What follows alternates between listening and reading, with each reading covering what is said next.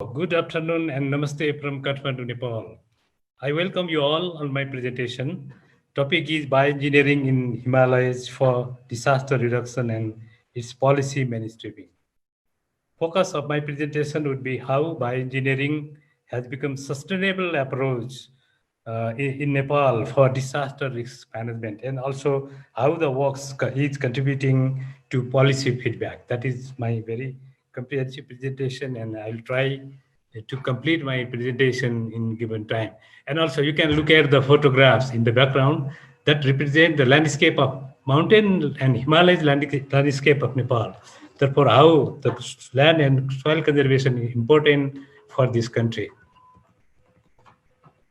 So, as we all know that land and water are the fundamental natural resources of the earth and also ultimate source of people's livelihood and well-being.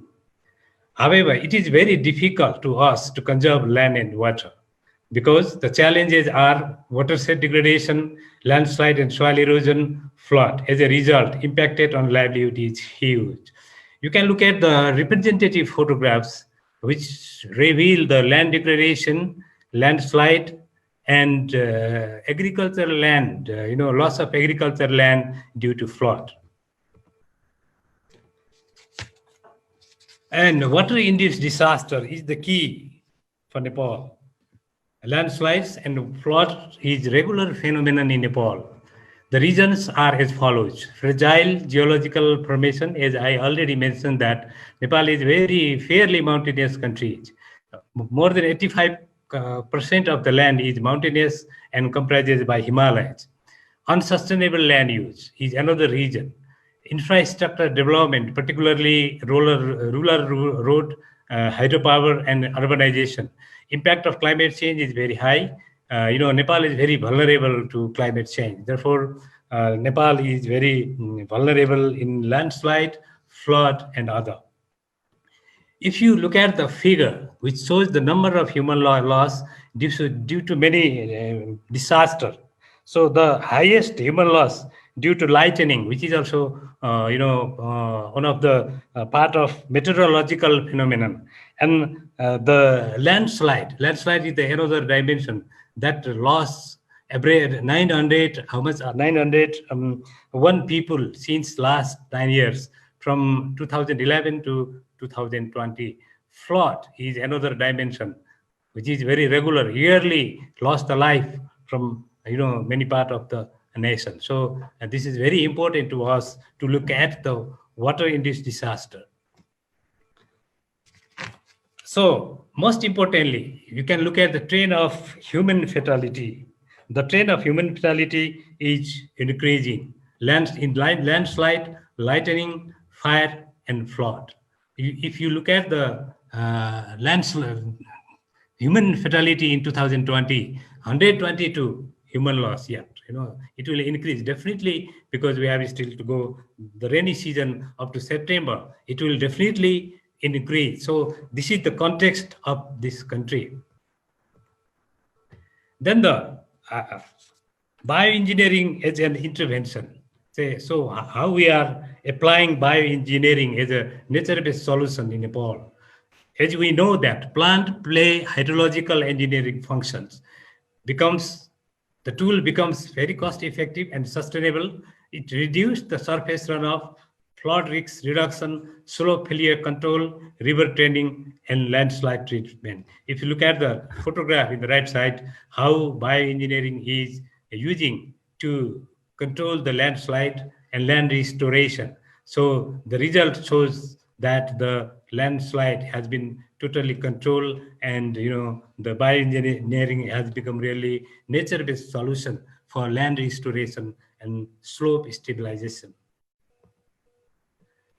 So another important matter is that soil and water conservation is very multi-branched approach.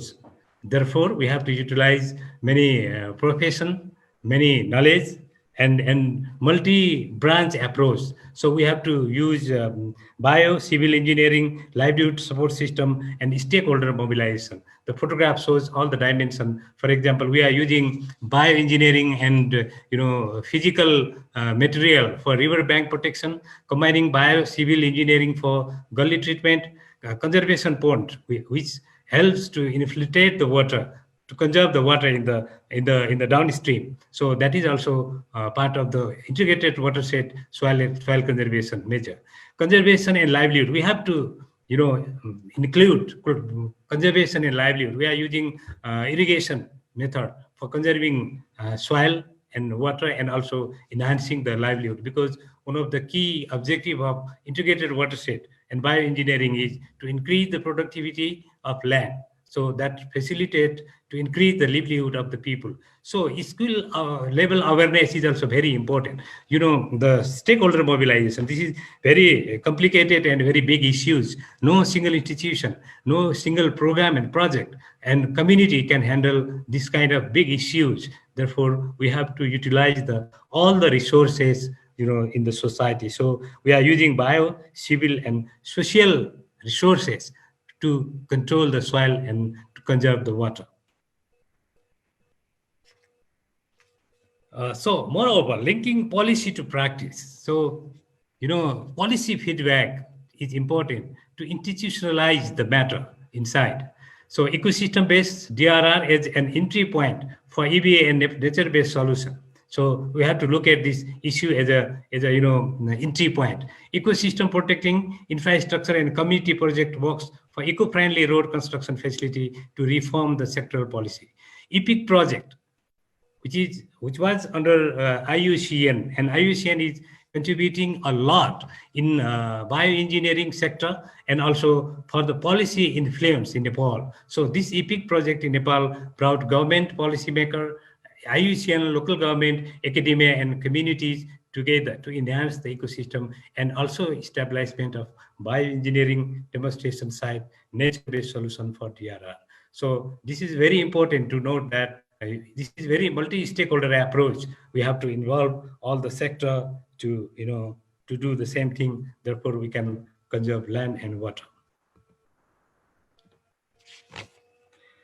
So community-owned conservation is another dimension. Until unless you cannot involve the community. I noticed from the presentation made by Gitika, she mentioned that participatory watershed management is very important. So in Nepal, community-based watershed management, community-based conservation, soil and water conservation is very much institutionalized. Therefore, through the IUCN EPIC project that facilitate again to participate the communities for bioengineering, land conservation, soil conservation, and livelihood enhancement. So that helps a lot for policy feedback in Nepal. So mainstreaming is another dimension, very important. What you learn from the practice, that should be internalized. So that helps to sustainable to sustain the issue, to institutionalize the issue. Therefore, bioengineering included in road construction policy, that is the big achievement. I would like to thank the IUCN Nepal. That helps a lot through EPIC project to bring this issue in the policy feedback. So that is the key achievement made by that project.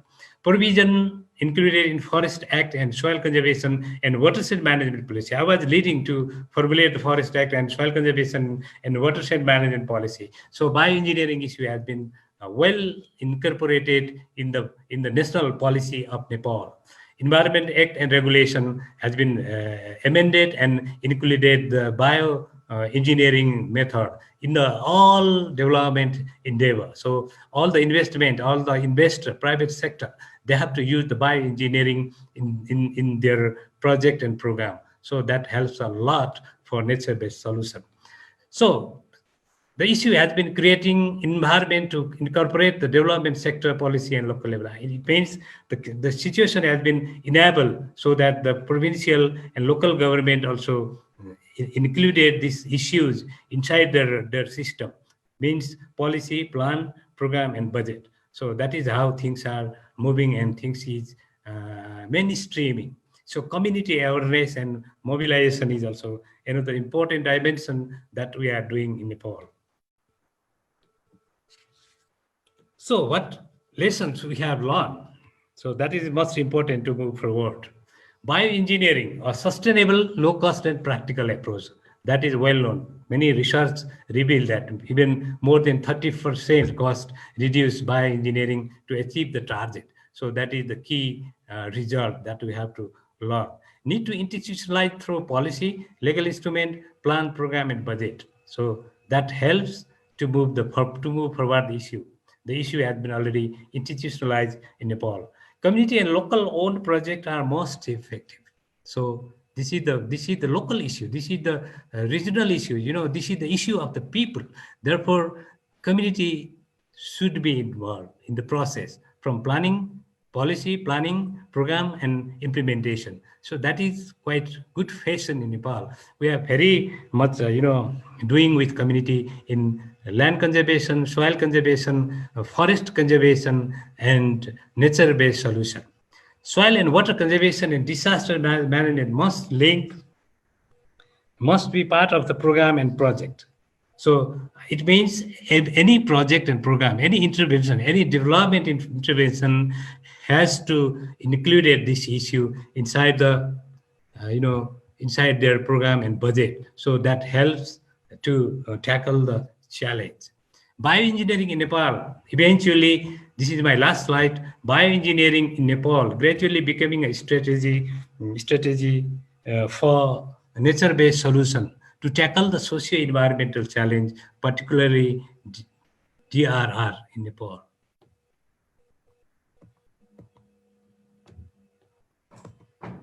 Thank you very much. Thank you very much, Dr. Pem. It has been very interesting and we are getting very nice feedback.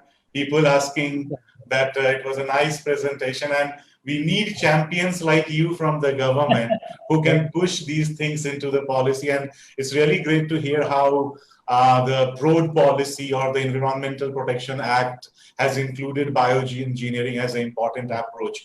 Very quickly, before we go into the question, one quick, could you please tell us how exactly it was included in the road policy, the bioengineering issue?